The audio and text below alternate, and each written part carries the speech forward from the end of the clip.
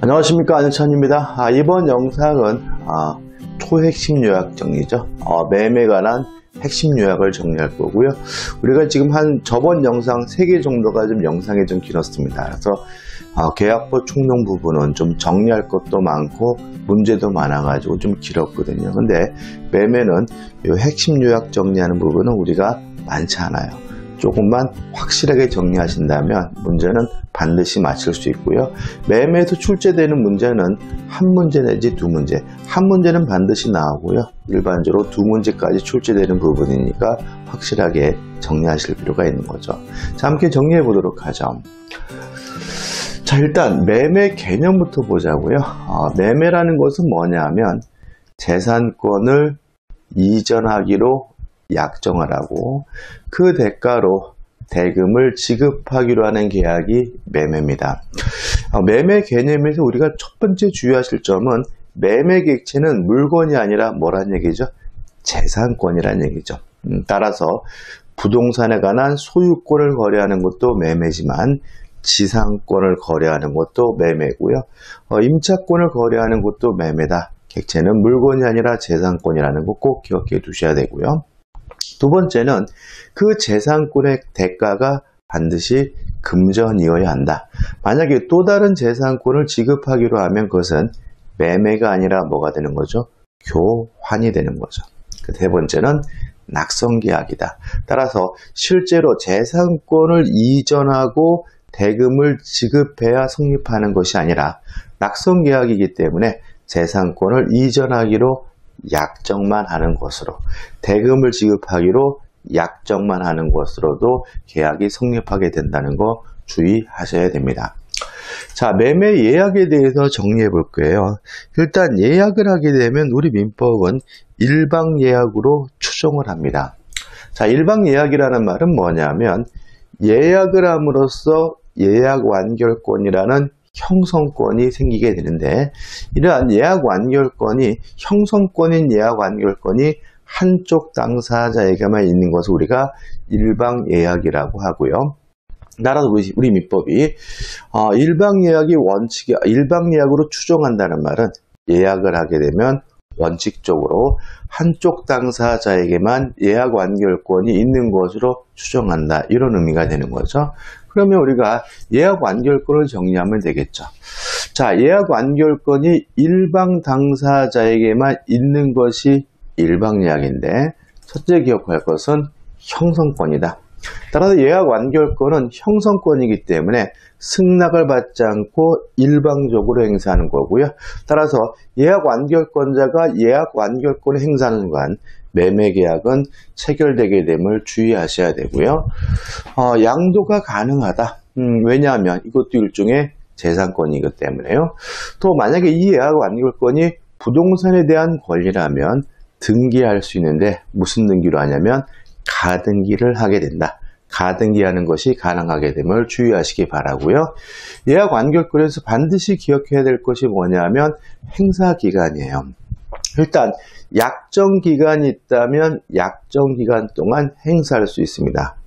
다만 약정기간이 없다면 상대방은 예약 완결권 행사 여부에 대해서 최고할 수가 있고요. 그 최고 기간 내에 확답하지 않으면 예약 완결권을 행사하지 않으면 예약의 효력이 소멸되게 됨을 주의하시기 바라고요. 또 예약 완결권은 형성권이기 때문에 10년의 제척 기간에 걸린다. 따라서 10년 동안 행사하지 않고 방치하면 예약 완결권이 제척 기간이 완료됐다는 이유로 소멸하게 됨을 잊지 마시기 바랍니다. 자, 그 다음에 이제 계약금입니다. 계약금은 대단히 중요합니다. 시험에 잘 나오거든요. 그래서 우리가 매매에서는 계약금과 담보책임, 이 두 부분에서 거의 반드시 시험에 내고 있거든요.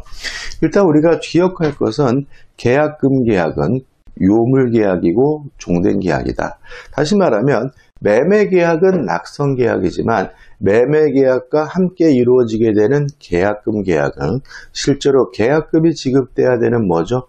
요물계약이라는 거 주의하시기 바라고요. 또 매매계약이 주된계약이라면 계약금 계약은 종된계약임을 잊지 마시기 바랍니다. 자, 그래서 우리가 뭘 정리해야 되냐면 계약금의 성질을 정리해야 돼요. 자, 제가 지금 정리해 드리는 것은 계약금의 종류가 아니라 계약금의 성질, 조금 더 정확하게 말씀드리면 계약금이 수행하는 역할을 설명드릴 건데, 첫째, 증약금적 성질을 갖게 됩니다. 계약이 체결됐음을 증거하는 금전이라는 뜻인데요.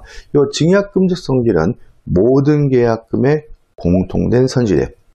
따라서 계약금이 수수가 되면 그 계약금 반드시 무슨 성질은 갖고 있는 거죠? 증약금적 성질은 갖고 있는 거죠. 두 번째, 해약금적 성질입니다. 자, 원칙입니다. 다시 말하면 우리 민법은 계약금이 수수가 되면 해약금으로 추정하게 돼요. 따라서 원칙적으로 계약금은 해약금적 성질을 갖게 되는데, 계약을 해지할 수 있는 금전이라는 의미가 되고요. 내용은 어떻습니까? 지급한 사람은 포기하고 받은 사람은 100, 2배를 상환함으로써 계약을 해지할 수가 있는 거죠. 자, 유의하실 것은 첫째, 원상회복 문제나 손해배상 문제는 발생하지 않는다. 왜냐하면 이 해약금에 의한 해제는 이행 착수 전까지 하는 것이니까 법 논리적으로는 이행한 것이 없어요. 따라서 원상회복 문제가 발생하지 않고요. 또 해약금에 의한 해제는 채무불이행과 상관이 없습니다. 따라서 해약금을 이유로 계약을 해지한 경우는 원칙적으로 별도로 채무불이행을 이유로 손해배상을 청구할 수가 없는 거죠. 아무튼 해약금에 의한 해제는 언제까지 할 수 있냐면 이행, 착수 전까지 할 수가 있거든요. 그러면 이행, 착수, 이행을 시작하는 것이 뭐냐에 대해서 우리 판례는 중도금 지급이죠. 따라서 중도금이 일부라도 지급이 됐다면 이행에 착수가 있는 것이기 때문에 더 이상 계약금을 이유로 계약을 뭐 할 수 없어요? 해제할 수가 없다는 거 주의하셔야 되겠죠. 자, 또 계약금이 무슨 성질을 띨 수가 있냐면 위약금적 성질을 띨 수가 있는데, 위약금적 성질을 띠려면은 반드시 뭐가 있느냐면 특약이 필요해요. 자, 그럼 이렇게 되는 거죠. 자, 계약금을 별말 없이 수수하게 되면 그 계약금은 증약금적 성질과 해약금적 성질 두 가지 성질을 갖는 거죠. 근데 만약에 해약금적 성질은 원칙이니까 해약금으로 추정하는 것이니까 해약금을 이유로 계약을 해지할 수 없다라고 특약을 맺게 되면 그때 그 계약금은 증약금적 성질만 갖게 되는 거고요. 또 만약에 계약금을 수수하면서 위약금으로 하기로 하는 특약을 하게 되면 이제 그 계약금은 증약금, 해약금, 위약금 세 가지 성질을 갖게 되는 거죠. 다시 말하면 계약을 위반했을 때를 대비해서 교부되는 금전을 우리가 위약금이라고 하고요. 위약금적 성질을 띠기 위해서는 위약금을 한다는 특약이 필요한 거죠. 자, 위약금은 두 가지 종류가 있습니다. 첫째, 손해배상 예정일 수가 있어요. 만약에 위약금이 손해배상 예정이면 계약을 위반하게 되면 계약금을 뺏기게 됩니다. 근데 이때는 계약금을 뺏김으로써 손해배상을 한 것이 되기 때문에 추가로 별도로 손해배상해 줄 필요가 없고요. 자, 우리 판례는 이것을 뭐죠? 원칙이라고 하는 거죠. 따라서 위약금으로 한다는 특약을 했지만 위약금의 종류를 결정하지 않으면 원칙적으로 손해배상 예정이기 때문에 계약을 위반하게 되면 계약금을 뺏기되 별도로 손해배상해 줄 필요가 없는 거죠. 그 다음에 위약금이 위약 버릴 수도 있습니다. 자, 위약 버린 경우에는 계약을 위반하게 되면 계약금을 뺏겨요. 이때는 벌로서 뺏긴 거죠. 따라서 계약금을 뺏겼다 하더라도 손해배상한 것이 아니기 때문에 위약 버린 경우에는 추가로 손해배상을 해줘야 되는 일이 발생할 수 있음을 주의하시기 바라고, 물론 위약벌이 되기 위해서는 예외니까 위약벌로 한다는 특약이 필요한 거죠. 자, 그럼 이렇게 되는 거죠. 계약금을 수수하면서 위약금을 한다는 특약을 하게 되면 그 계약금은 증약금, 해약금, 위약금 세 가지 성질을 갖게 되고요. 위약금으로 한다는 특약만 했지 손해배상 예정인지 위약벌인지를 정하지 않았다면 원칙이 손해배상 예정인 거고요.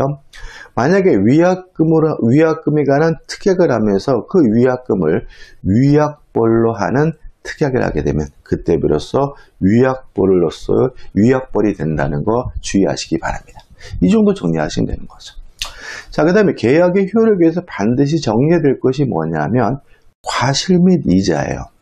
자, 매매 계약이 요 시점에 체결됐고요.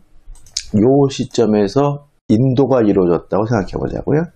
만약에 인도하기 전이라면 어차피 그 매매 목적물은 매도인이 점유하고 있으니까 이때는 매도인이 그 목적물로부터 생기는 과실을 갖게 됩니다.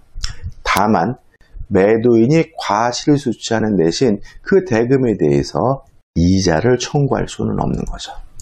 자, 인도가 이루어졌다면 이제는 매수인이 점유하고 있으니까 목적물로부터 생긴 과실은 이제는 매수인이 수취하게 되고요. 그 대신 미지급한 대금에 대해서 매수인은 이자를 지급해야 되는 거죠. 여기 민법 규정입니다.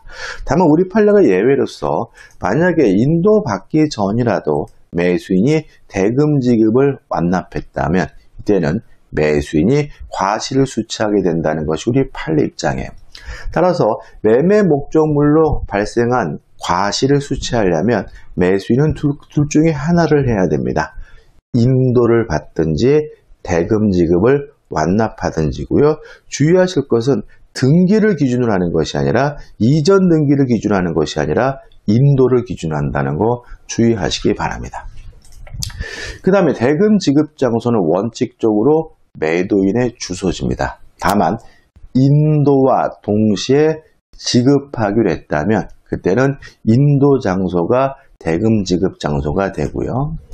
자, 매매 대금을 지급하려고 하는데 누군가 권리를 주장하는 자가 존재한다면 이에 대해서 매수인은 대금 지급을 거절할 수가 있습니다.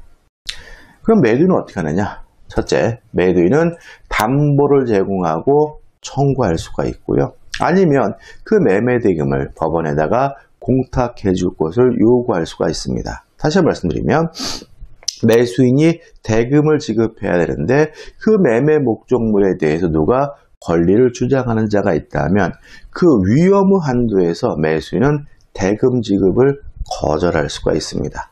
이에 대해서 매도인은 담보를 제공하고 그 대금을 청구하거나 아니면 법원에다가 공탁해 줄 것을 요구할 수 있다는 거 기억해 두셔야 되겠죠. 자, 그 다음에 이제 중요한 거죠. 담보 책임입니다. 자, 담보 책임에 대해서는 한 문제가 반드시 나오게 되는데 양이 많습니다. 양이 많기 때문에 필요한 것만 정리를 해야 돼요. 자, 첫째, 매도인에게는 아무런 고의도 과실도 요구하지 않는다. 따라서 매도인의 담보 책임은 일종의 뭐가 되는 거죠? 무과실 책임인 거죠. 근데 만약에 매수인이 선이에요. 선의 매수인은 물론 모든 담보 책임을 매도인에게 주장할 수가 있겠죠. 그래서 우리 공인중개사 시험 수준에서는 선의 매수인이 뭔가를 못한다 그러면 X예요. 선의 매수인은 다 할 수 있다라고 기억하시면 되고요. 다만 매수인이 악인 경우죠. 자, 알고 샀다면 매수인이 악이라면 담보 책임 물을 수 없는 것이 원칙일 텐데 예외적으로 매수인이 악인 경우에도 담보 책임을 매도인에게 물을 수 있는 경우가 있고요. 이 부분이 대단히 중요합니다. 반드시 외우셔야 돼요. 첫째, 전부 타인의 권리인 경우에 악의 매수인도 매매계약을 해제할 수가 있습니다. 두 번째, 일부 타인의 권리인 경우 악의 매수인은 대금 감액을 청구할 수가 있고요. 세 번째, 저당권 전세권의 실행으로 매수인이 권리를 취득할 수 없거나 상실하게 된 경우에는 악의 매수인도 계약을 해제하고 손해배상을 청구할 수가 있습니다. 이 세 가지 반드시 암기해 두시는데요. 이거는 대충이 아니라 구구단처럼 줄줄줄 나오게 외우셔야 되고요. 저게 이거를 외움으로써 한 문제를 맞출 수 있다고 생각하시면 돼요. 자, 악의 매수인이 언제 매도인에게 담보 책임을 물을 수 있나요? 첫째, 전부 타인의 권리인 경우 해제. 두 번째, 일부 타인에 걸린 경우에 대금감액 청구. 세 번째, 저당권 전세권으로 실행으로 권리를 취득할 수 없거나 상실하게 된 경우에는 악의 매수인도 계약을 해지할 수 있고 손해배상을 청구할 수가 있는 거죠. 네 번째, 물건의 하자입니다. 물건, 목적물의 하자가 있는 경우에는 매수인은 선이고 무과실해야 됩니다. 따라서 목적물, 물건의 하자에 대해서는 악의 매수인에게 아무것도 인정되지 않는다는 거 기억해 두셔야 되고요. 그다음 행사기간, 제척기간에 제한이 있습니다. 일단 권리의 하자의 경우에는 1년이에요. 제척기간이 어떻게 된다고요? 1년. 다만 매수인이 선이라면, 몰랐다면 언제부터 1년이 되냐면 안날로부터 1년이 되고요. 매수인이 악이라면 언제부터 1년이 되냐면 매매 한 날로부터 1년이 됩니다. 자, 이런 제척기간에 제한이 없는 경우가 있어요. 기간에 상관없이 담보채 물을 수 있는 경우가 있는데 전부 타인의 권리인 경우와 저당권 전세권의 실행이죠. 다시 말하면 전부 타인의 권리인 경우는 제척기간의 제한이 없이 매수인이 매도인에게 담보 책임을 물을 수가 있고요. 또 저당권 전세권의 실행으로 권리를 취득할 수 없거나 상실하게 된 경우에도 제척기간의 제한 없이 매수인이 매도인에게 담보 책임을 물을 수가 있는 거죠. 그 다음에 물건의 하자입니다. 자, 물건의 하자의 경우는 매수인이 선이고 무과실이어야 담보 책임을 물을 수 있으니까 항상 안날이겠죠. 근데 기간은 6개월이에요. 따라서 물건의 하자, 목적물의 하자에 대해서는 안날로부터 6개월이라는 거 제척기간 꼭 기억해 두셔야 됩니다. 지금 제가 설명드리고 있는 요거는 반드시 뭐 하셔야 돼요? 외우셔야 됩니다. 자, 그 다음에 이제 경매에 있어서 담보 책임이죠. 일단 경매에 있어서는 원칙적으로 권리의 하자에 대해서만 담보 책임을 물을 수 있고요. 물건의 하자에 대해서는 담보 책임을 물을 수가 없다. 왜냐하면 경매의 경우에는 매도인인 채무자가 스스로 파는 것이 아니기 때문에 그런 거죠. 권리의 하자에 대해서 담보 책임을 물을 수 있고요. 1차적으로는 매도인인 채무자가 담보 책임을 부담합니다. 다만 채무자가 무자력이면 완전 개그지면 2차적으로 배당을 받은 채권자가 부담하게 된다는 거 꼭 기억해 두시 바라요. 요 경매 담보 책임인데 이 정도만 기억하시면 돼요.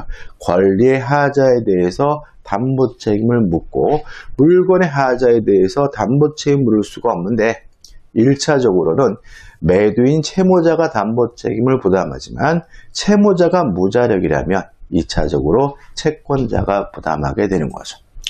자, 채권의 양도, 채권의 매도에서 채무자의 자력을 담보한 경우입니다.